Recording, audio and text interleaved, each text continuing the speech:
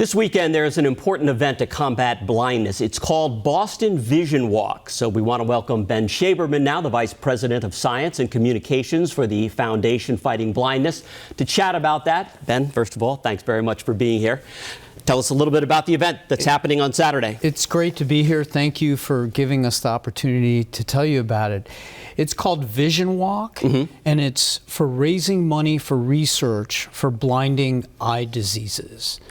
Okay, and it's the 20th anniversary, right? It's the 20th anniversary, and we have walks all over the country. Boston has been doing this walk for 20 years, and over that 20-year period, this community has raised nearly $3 million for sight-saving research. So we're very pretty grateful. Hefty figure, right? And 70+ million nationwide, if you put all the cities together, right?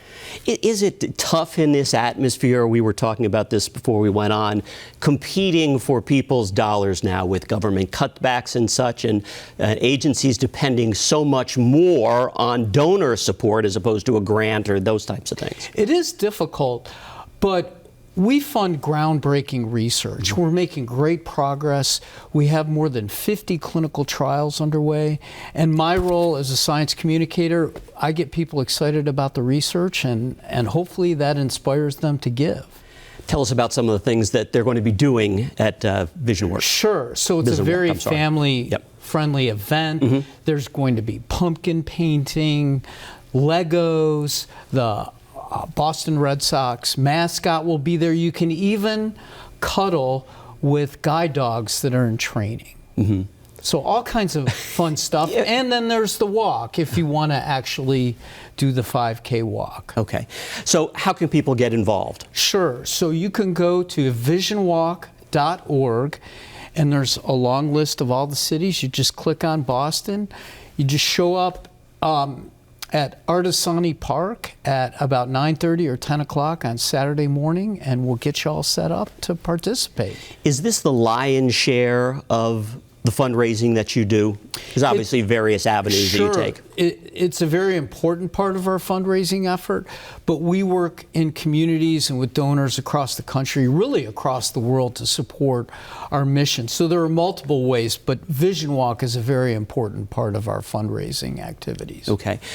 The mission, is that really what your job is, to go out and sell the mission? Sure. So we fund cutting-edge research all over the world. And in fact, the first research center that we ever funded back more than 50 years ago was down the road at Mass Eye and Ear here in Boston. And we fund things like gene therapies, cell therapies, drugs. We're even working on whole eye transplantation. Wow. That's really good stuff. Cool stuff. And a lot of this stuff is working.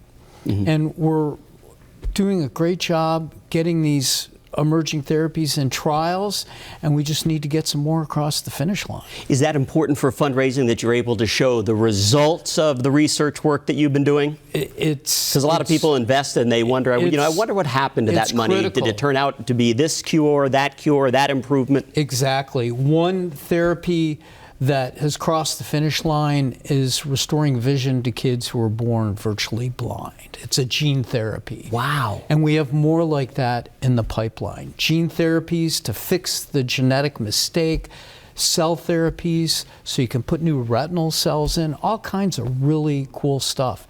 And a lot of it's working in these trials. Ben Shaberman with the Foundation Fighting Blindness, we appreciate you stopping by very much, and hopefully people will get involved here this weekend. Well, thank you for telling Boston about this great VisionWalk. All right, good deal. The event, by the way, Saturday at Artisani Park on Soldiers Field Road. That starts up at 9 a.m.